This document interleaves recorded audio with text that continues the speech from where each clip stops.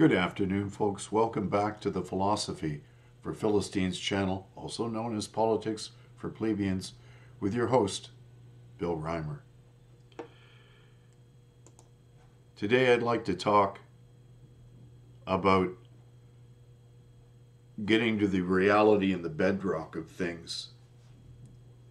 I have often mentioned that in my previous life I taught problem solving as part of my gig as an ISO auditor and a quality methods coach. Root cause problem solving helps us to avoid confusing the symptoms of a problem with a problem's actual root cause or root causes, which is why I attempt to get to the root of our present social discord, for this discord has reached a fevered pitch. It is only once we ascertain the source of the issues with which we are confronted that we may begin to implement solutions that won't merely act as bandages applied to the root cause's many symptoms, which is why I so often warn about playing whack-a-mole with the devil. Our ideological opponents constantly invent new ways to attack us, but nevertheless, each new attack has the same source. So let's examine it. The world is rife with pathological delusion. Postmodernists are attempting to deny the bedrock reality upon which our ability to see the world realistically rests by creating language which denies the underlying reality of things.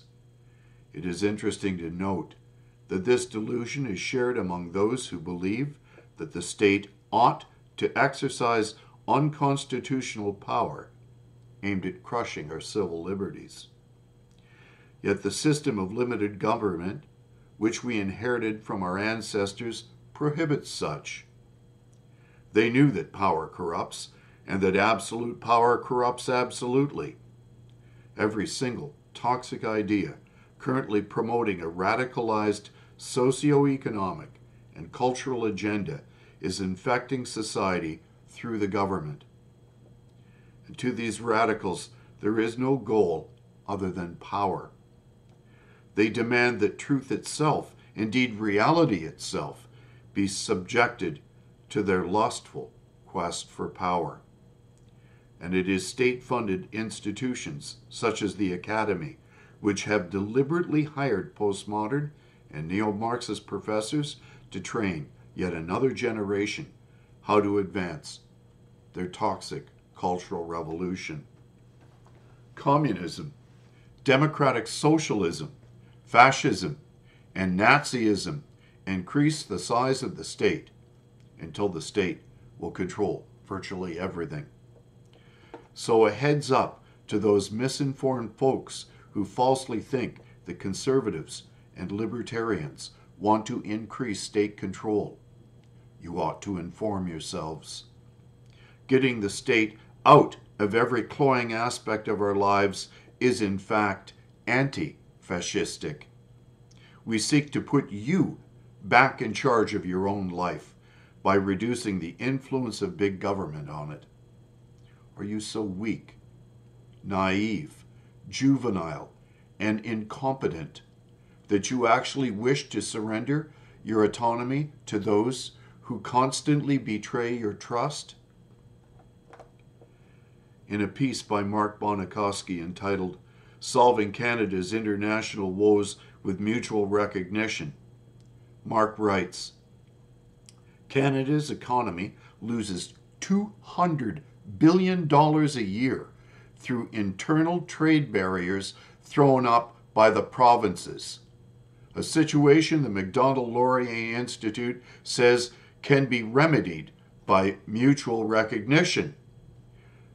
Yet this goes nowhere near measuring the crushing cost of artificial barriers to Canadians. We are being robbed of freedom, well-being, and prosperity by big government's cloying control.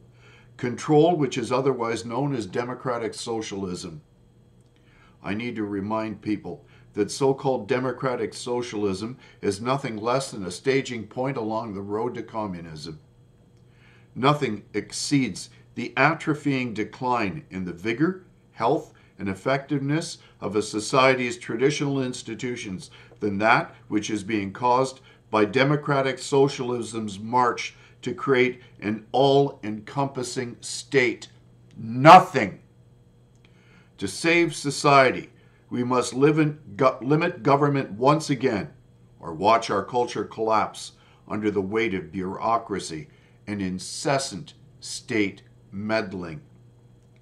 Is there any wonder that in Europe we see an increase in populism aimed at getting big government, big bureaucracy, and unelected, meddling, self-righteous international bodies out of the lives of the many people of Europe by renewing local democracies and the sanctity of their borders?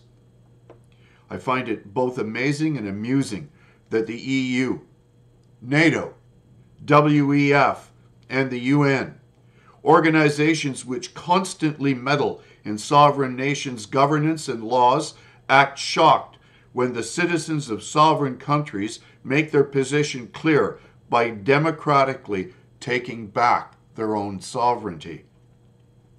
I'd be shocked if sovereign people didn't wish to remain sovereign.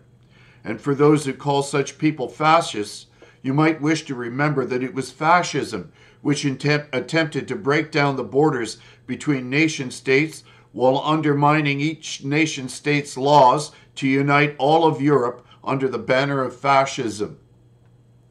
And to my fellow lovers of liberty under law, I would also like to report a victory from Derek Sloan of the Ontario Party, who has stood resolutely against Doug Ford's fake conservative oligarchy. And he wrote in his email to me, "William, big news broke yesterday, and it was very welcome for all of us who treasure freedom. The Justice Center for Constitutional Freedom, JCCF, announced that charges have been dropped against me, Randy Hillier, and Pastor Henry Hildebrand for violating public health orders. We received these charges for being involved in a peaceful outdoor protest against draconian COVID measures back in June of 2021 in Norfolk, Ontario. We had been facing charges that carried potential fines of up to $100,000 each and up to 1 year in prison merely for exercising our charter rights to assemble peacefully in protest against unjust government measures.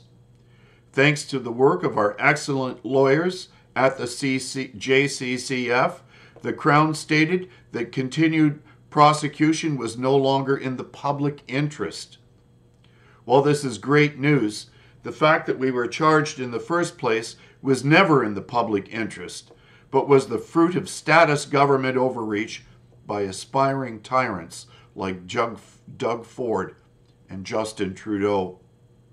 I look forward to defeating them once again as we continue to fight against the rest of my COVID-related charges.